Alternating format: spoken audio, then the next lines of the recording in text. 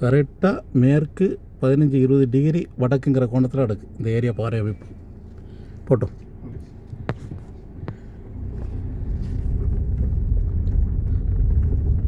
இப்படி பாறைக்கு எப்படி தண்ணி வரும்?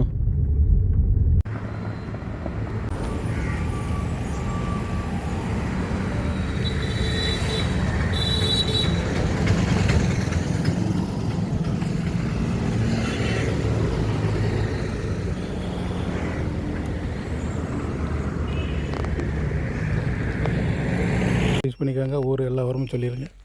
வணக்கங்க, என் பேர் ரகுபதிங்க. கோயம்புத்தூரில் தீத்திப்பாளையங்கிற இடம். 2 போர் போட்டிருக்குங்க நம்ம பூமியில். பெருசாக ஒன்றும் சக்ஸஸ் இல்லைங்க, ஃபெயிலியர் தான். அப்புறம் ராஜேந்திரன் சார் வந்து யூடியூப்பில் பார்த்தேங்க. டெக்னிக்கலாக கொஞ்சம் சயின்டிஃபிக்கலாக ஷூரிட்டி கொடுத்துருந்தாரு. இப்போ அவர் கூப்பிட்டு ஸ்கேனிங் போயிட்டுருக்குதுங்க. ஸ்கேனிங் ரிப்போர்ட் முடிஞ்சோன்னே சார் என்ன சொல்கிறாருங்கிறத உங்களுக்கு மறுபடியும் அப்டேட் பண்ணுறேங்க. இப்போ இன்றைக்கி காலையில் இங்கே வந்திருக்கிற இடம் வந்து கோயம்புத்தூர். இது இந்த ஏரியாவுக்கு பேர் தீத்திப்பாளையம். அது பாலக்காடு ரோடா? இல்லைங்க, இது வந்து சிறுவாணி ரோடு. சிறுவாணி ரோடு அருகே உள்ள தீத்திப்பாளையம். அந்த வே வர்ற வழியிலேயே மதுக்கரை வழியாக வந்தேன். இந்த ஏரியா பாறை அமைப்பில் ஸ்டடி பண்ணிட்டு வந்தாச்சு. இந்த ஏரியாவில் பாறை அமைப்புங்கிறது மேற்கே கிழக்க. ஸோ அதனால் வடக்கு தெற்க நம்ம ஸ்கேன் பண்ணிக்கிட்டு இருக்கோம். 34 மீட்ரு லென்த்து, 300 மீட்ரு ஆழத்துக்கு ஸ்கேன் நடந்துகிட்ருக்கு. அவங்க ஆல்ரெடி அந்த வடகிழக்கு மூலையில் ஒரு 1200 அடியா? ஆமாங்க சார், 1240 அடி போர்வெல் போட்டிருக்காங்க. அதில் ஒன்றும் இல்லை, ஒரே பாறை தூசியாக தான் கிடக்கு. ஒரு முறிவு வரல, ஒன்றுமே வரலையா. பட் அங்கே ஒரு போர் போட்டிருக்காங்க. அது எத்தனை அடி? அது வந்து 400 அடி. 400 அடி. அதில் மேலே தண்ணி வந்திருக்கு, அப்படி தானே சார்? வந்திருக்கு சார். அது என்ன ஒரு 15 நிமிஷம் விட்டு ஒரு 6 நிமிஷம் ஓடுது. கொஞ்சம் சுமாராக இருக்குது அதில். இப்போ அந்த போர்வெல்லை விட்டு ஏறக்குறைய ஒரு 30 அடி தூரம் மேற்கு தள்ளி ஸ்கேன் நடந்துகிட்ருக்கு. இங்கே வேறு எங்கேயும் அண்டர் கிரவுண்டில் பைப் லைன் எதுவும் இல்லை. அதனால் உள்ளபடியான ரிசல்ட் எதிர்பார்க்கலாம். அந்த போர்வெலுக்கு நேர மேற்கே எதுவும் அடையாளம் வந்தால் மட்டும் சந்தேகப்பட வேண்டிய விஷயம். ஏன்னா அந்த போர்வெல் போட்டாச்சு, அதனுடைய இம்பேக்டில் அங்கே தண்ணி இருக்க மாதிரி காட்டலாம். அதனால் அதுக்கு நேர மேற்கே அடையாளம் வந்தால் மட்டும் அதை அவாய்ட் பண்ணுவேன்.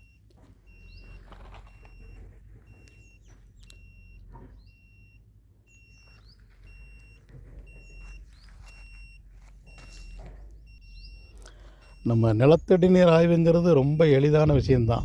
என்ன, பாறை அமைப்பை ஆராய்ச்சி பண்ணணும். முதல்ல பாறை அமைப்பை ஆராய்ச்சி பண்ணணும். ஆமாம், நீங்கள் எம்எஸ்சி ஜியாலஜி படிக்கணும், அதெல்லாம் ஒன்றும் கஷ்டப்பட வேண்டாம். உங்களுக்கு நல்ல ஆர்வம் இருந்தாலே போதும். எந்தெந்த இடத்துல பாறை அமைப்பு, எப்படிப்பட்ட பாறை அமைப்பு, அங்கே நிலத்தடி நீர் வளம் எப்படி, மழை பெஞ்சிருக்கு, இந்த வருஷம் மழை அளவு எவ்வளவு, ரீசார்ஜிங் எஃபெக்ட் என்ன இருக்கும், சுற்றி வர ரீசார்ஜிங் ஏஜென்ட்னா என்னது, ஏரி குளம் குட்டை அந்த மாதிரி இருக்கா, இங்கே சுற்றி வர எதுவும் இருக்கா? எதுவுமே இல்லை. மழை அதெல்லாம் பிரயோஜனம் இல்லை. நமக்கு மேற்கு ஏதாவது இருக்கா? இல்லைங்க சார், சின்ன சின்ன குட்டைங்க இருக்குங்க சார். அது பிரயோஜனப்படாது. அதாவது பெரிய ரீசார்ஜிங் பாடினா பெரிய குளம், ரெயின்ஃபோர் டேங்கு, ஏரி இந்த மாதிரி இருந்தால் உங்களுக்கு எஃபெக்ட் கிடைக்கும். 8 கிலோமீட்டர் ஒரு பெரிய குளம் இருக்குது.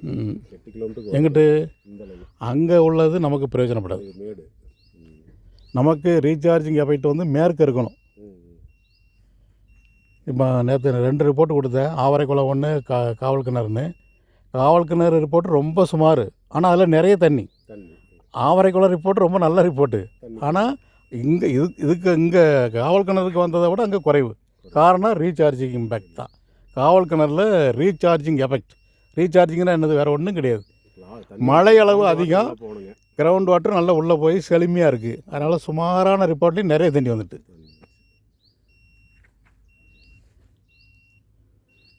இது யார் ஆர்வமாக இருந்தாலும் நான் சில விவரங்கள் சொல்லிக் கொடுக்க தயாராக இருக்கேன். என்ன, அவங்க வந்து ஆர்வமாக செய்யணும். மூட நம்பிக்கை ஒழிஞ்சால் போதுங்க. ஏன்னா மக்கள் வந்து ஆமாம், அந்த விஞ்ஞான வழியில் வரணும் அவங்க, அவ்வளோதான். எத்தனை போர்வெல் போட்டு, கணக்கு இல்லாமல் போர்வெல் போட்டு நான் போராடம் ஃபுல்லாக 1-2 போர் இல்லை 100 போர் போட்டு ஃபெயிலியரான இடத்துக்கும் நான் போகிறேன்.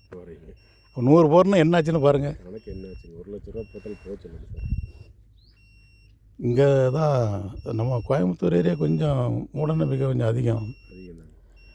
ஒரு நண்பர் வந்து ஒரு இடம் வச்சு அவர் இடத்துல ஒரு 70-80 ஏக்கர் இடம்னு வைங்களேன். அதுலேயே ஈசான மூலையில் உள்ள இடத்த மட்டும் வச்சுக்கிட்டு மீதி இடத்த விற்றுட்டார். என்ன வர சொல்லி அந்த மீதி உள்ள 20 ஏக்கர்லையும் அதில் ஈசான மூலையில் மட்டும்தான் பாருங்கன்னாரு. வேறு எங்கேயும் வேண்டாம். எதுக்கு என்ன அங்கேருந்து என்ன வரவழைச்சிருக்கணும்? என் இஷ்டத்துக்கு விட்டால் எங்கே தண்ணி அதிகமாக இருக்குன்னு கண்டுபிடிக்க போகிறேன். ஈசான மூலையில் தான் பாருங்கங்காரு. தண்ணி வேணும் அவ்வளவுதான். எங்க இருந்தாலும் சரி. ஏங்க நீங்கள் வைக்கிற மரம் வந்து அதுக்கு தண்ணி தான் தேவையே ஒழிய நான் ஈசான மூலையில் உள்ள தண்ணி தான் நான் வாங்கிக்கிடுவேன் அப்படின்னு அந்த மரம் சொல்ல போகிறது கிடையாது. இல்லைங்க இல்லைங்க.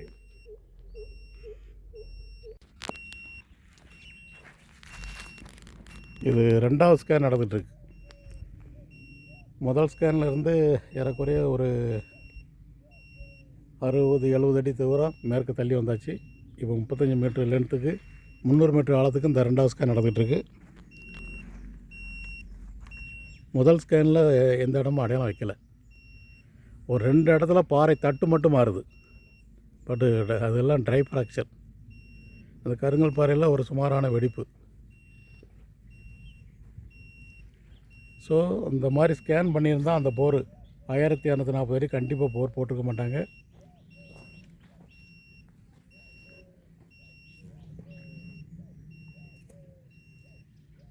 இந்த இடத்தினுடைய ஒரு மைனஸ் பாயிண்ட் என்னென்னா கிழக்கு மேற்கு லென்த்தாக கிடக்கு. புரியுதா? ஏறக்குறைய ஒரே பாறை அமைப்பு. கவரேஜ் கம்மியாக இருக்குது. வடக்கு தெற்கு ஒரு இடத்துல இடம் வாங்குறதா இருந்தால் இந்த ஏரியாவில் வடக்கு தெற்கு லென்த்தியாக வாங்கணும்.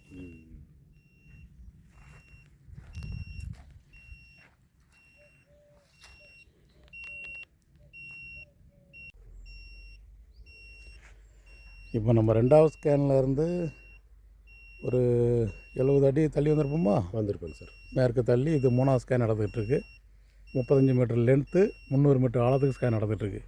2வது ஸ்கேனில் 4.90 மீட்டர், அதாவது வடக்கு உள்ள டிரான்ஸ்மிட்டர் கருவியிலேருந்து 4.90 90 மீட்டரில் 4.90 மீட்டரில் ஒரு இடம் ரொம்ப ரொம்ப சுமாரான இடம், ஒரு இடம் அடையாளம். 150 மீட்டரில் ஒரு சின்ன பிரேக்கு. அது வந்து புகையை அடக்கிறதே பெரிய விஷயம். ஒரு வீட்டுக்கு தேவையான அளவு தண்ணினா கொடுக்கலாம். ஒரு நாளைக்கு 500 லிட்டர்லேருந்து 2000 லிட்டர் வரைக்கும். மற்றபடி பெரிதாக ஒன்றும் இல்லை. இதில் ஒரு போர் போட்டிருக்கு 400 அடி. அது 1240 அடி. அது பக்கத்தில் எதுவுமே இல்லை.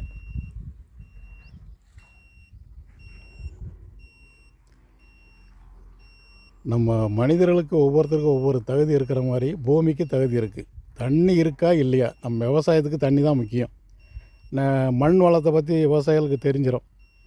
நிலத்தடி நீர் வளம் இருக்கா இல்லையாங்கிறது இந்த மாதிரி டெக்னாலஜியை பயன்படுத்தி தான் நம்ம கண்டுபிடிக்க முடியும். உள்ளது உள்ளபடி உணர்ந்து தண்ணி இருந்தால் தான் போர் போடணும். தண்ணி இல்லாமல் போர்போல் போட்டு பிரயோஜனம் இல்லை. அந்த வடகிழக்கு மூலைன்னு அதிலேயே போர்வெல் போடுறதுல அர்த்தமே கிடையாது. தண்ணி இருந்தால் எந்த மூலையிலையும் போடலாம். மரம் வேண்டான்னு சொல்லாது.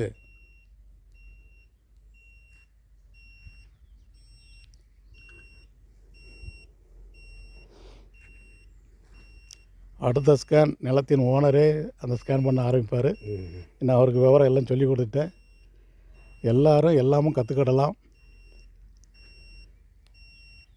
சரி, 4வது ஸ்கேனு நீங்களே ஆப்ரேட் பண்ணீங்க. அனுபவம் எப்படி இருந்துச்சு? சூப்பராக இருக்குதுங்க. இந்த டெக்னாலஜி எல்லாரும் தெரிஞ்சுக்கணும். நீங்களே இது ஒன்றும் பெரிய வித்தை கிடையாது. புரியுதுல்ல? இந்த பிளாங்க்ஸ் தான். ஆமாம். அதில் என்ன இருக்கோ அதை ஃபில் பண்ணி எந்த டைரக்ஷனில் நாம் ஸ்கேன் பண்ணணுங்கிறத மட்டும் நீங்கள் ஸ்டடி பண்ணிக்காங்க. நான் அதை ஜாலஜி சொல்லிட்டேன். திருப்பூர் மாவட்ட ஜாலஜி, கோயம்புத்தூர் மாவட்ட ஜாலஜி என்னங்கிறத சொல்லிட்டேன். அதுக்கு ஆப்போசிட்டாக நீங்கள் ஸ்கேன் பண்ணால் போதும் இந்த கருவியை வாங்கிட்டு. கரெக்டுங்க. என்ன இப்போ இந்த 5வது ஸ்கேன் நடக்க போகுது. இந்த 5வது ஸ்கேனையும் நீங்களே ஆப்ரேட் பண்ணுங்கள். 35 மீட்டர் டிஸ்டன்ஸ் வச்சுருக்கோம். 300 மீட்டர் ஆழத்துக்கு ஸ்கேன் பண்ண போகிறீங்க. ஆமாங்க. ஆன் பண்ணுங்கள். சரி தம்பி, ஆன் பண்ணலாம்.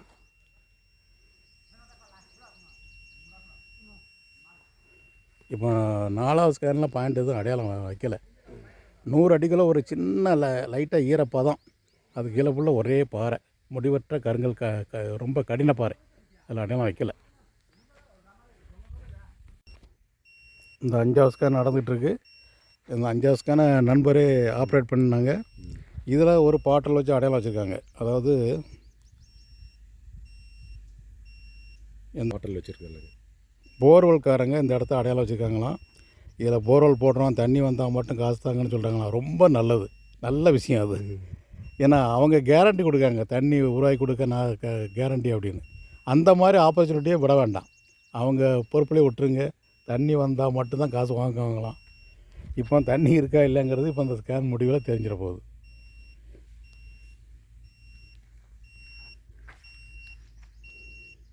ஸோ இந்த 5வது ஸ்கேன் முடிஞ்சது. இதுலேயும் பெரிய அளவில் ஒன்றும் இல்லை. ஒரு 2 இடத்துல மட்டும் ஒரு லேசான ஈரம்தான், அது புகை கூட அடங்காது. இந்த அடையாளம் வச்சுக்கிற இடத்துல எதுவுமே இல்லை.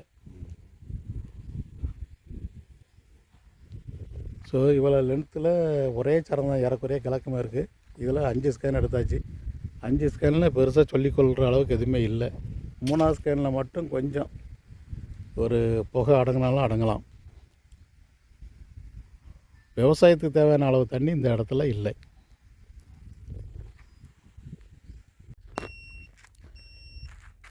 இது 6வது ஸ்கேன் நடந்துகிட்ருக்கு. இந்த 2 வாழைக்கு இடையில இதில் பைப்லைன் வந்து ஒரு அடி 1.5 அடிக்கு கீழே பைப்லைன் கிடக்கு. அதை பைப்லைன் பக்கத்தில் தான் பார்க்கும். இப்போ 50 மீட்டர் டிஸ்டன்ஸுக்கு பார்க்கும். நான் பொதுவாக 45 மீட்டர் வைப்பேன். இங்கே 50 மீட்டர் மேக்ஸிமம் டிஸ்டன்ஸை கவர் பண்ணி வச்சாச்சு. இது ரிசல்ட் என்னென்னு ஒரு 10 நிமிஷத்தில் தெரியும்.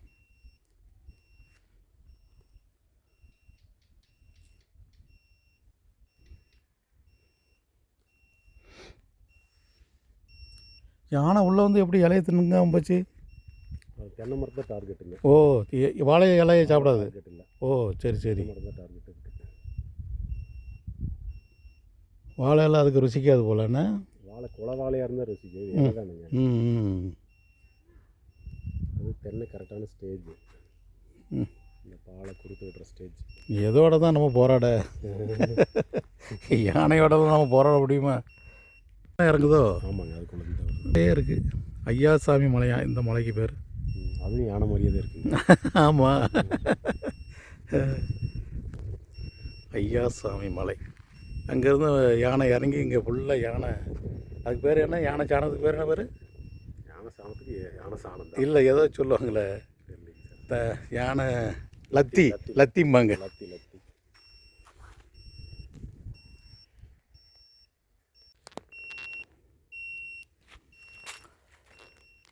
இது வாழைக்கு நடு வாழைக்குள்ள கொடி. இது 7வது ஸ்கேன் நடந்துகிட்ருக்கு.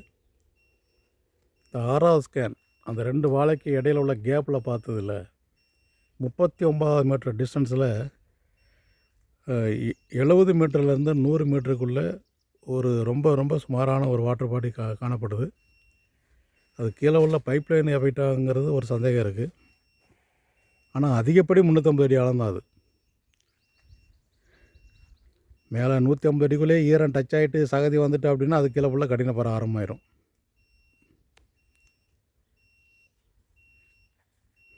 இது வந்து எந்த டிஸ்டர்பன்ஸும் இல்லை, கீழே பைப்லைன் எதுவுமே கிடையாது. இதில் வரக்கூடிய ரிப்போர்ட்டை அப்படி நம்பலாம்.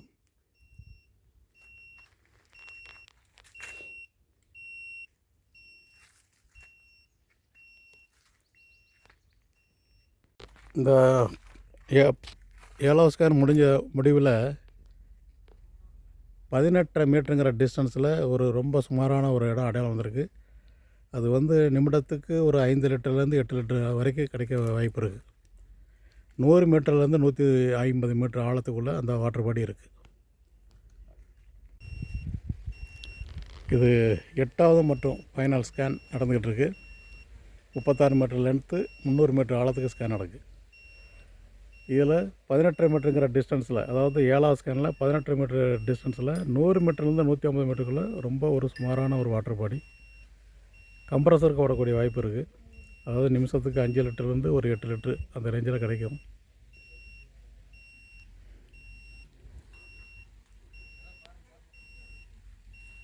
இது வரைக்கும் பார்த்த ஸ்கேனில் 3வது ஸ்கேன், 6வது ஸ்கேன், 7வது ஸ்கேன் கம்ப்ரஸருக்கு ஓடும். சொல்லுப்பா, பிஸியாக தான் இருக்கிறேன். சொல்லு, என்னாச்சு, என்ன சொன்னாங்க? 1240 அடி ஆழம் பொருள் போட்டு ஃபெயிலியராக நடத்தினுடைய முதல் ஸ்கேன் ரிப்போர்ட்டு. இது 2வது ஸ்கேன் ரிப்போர்ட்டு, ஒரு ஈரம் லைட்டாக. இது 3வது ஸ்கேன் ரிப்போர்ட்டு, இது பரவாயில்ல, கம்ப்ரஸருக்கு ஓடும். இது 4வது ஸ்கேன் ரிப்போர்ட்டு, அடையாளம் வைக்கலை. 5வது ஸ்கேன் ரிப்போர்ட்டு, அடையாளம் வைக்கலை. இது 6வது ஸ்கேன் ரிப்போர்ட்டு, ஒரு கம்ப்ரஸருக்கு ஓடக்கூடிய வாய்ப்பு இருக்குது. 7வது ஸ்கேன் ரிப்போர்ட்டு, இதுவும் கம்ப்ரஸர் ஓடக்கூடிய வாய்ப்பு இருக்குது. இது 8வது ஸ்கேன் ரிப்போர்ட்டு. 7வது ஸ்கேன் அடையாளம் முதல் சாய்ஸ், 6வது ஸ்கேன் அடையாளம் 2வது சாய்ஸ், 3வது ஸ்கேன் அடையாளம் 3வது சாய்ஸ். கம்ப்ரஸர் மோட்டர் பயன்படுத்தலாம். அளவுக்கு அதிகமான தண்ணி கிடைக்காது, மிக குறைவான தண்ணீர் கிடைக்கும்.